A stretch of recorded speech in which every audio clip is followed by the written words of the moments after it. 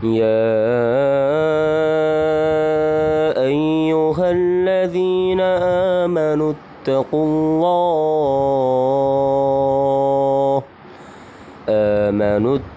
الله وكونوا مع الصادقين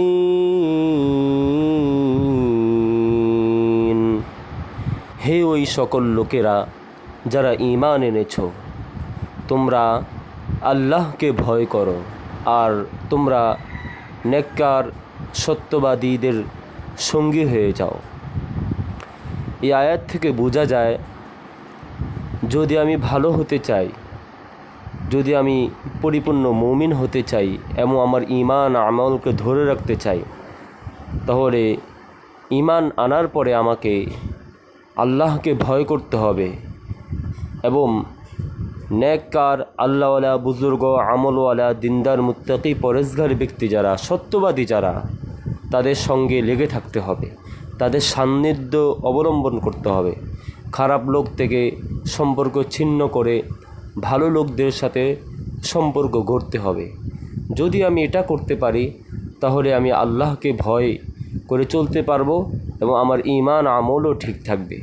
কিন্তু আমি যদি নেককার আল্লাহওয়ালা বুজুর্গ আমলওয়ালা পরেজগার মুত্তাকি ভালো লোক সত্যবাদী লোক তাদের সাথে না চলে খারাপ লোকদের সাথে চলি, তাহলে একসময় আমার তাকওয়াও নষ্ট হয়ে যাবে, সাথে সাথে আমার ঈমানও নষ্ট হয়ে যাওয়ার সম্ভাবনা রয়েছে।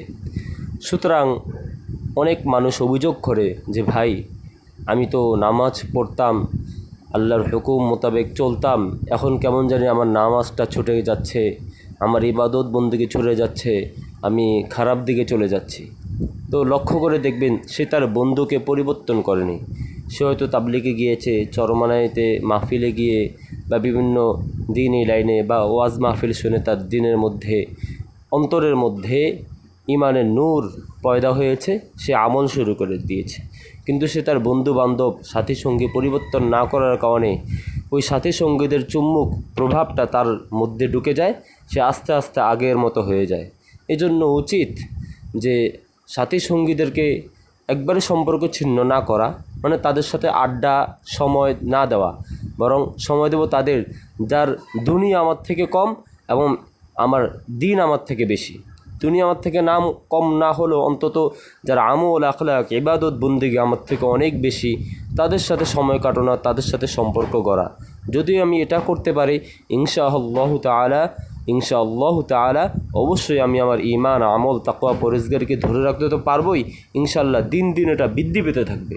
তো আল্লাহ সুবহানাহু ওয়া তাআলা আমাদেরকে এই আয়াতের উপরে পরিপূর্ণভাবে বুঝে শুনে আমল করার তৌফিক দান করুন। আমিন। ওয়া আখির দাওয়ানা আনিল হামদুলিল্লাহি রাব্বিল আলামিন।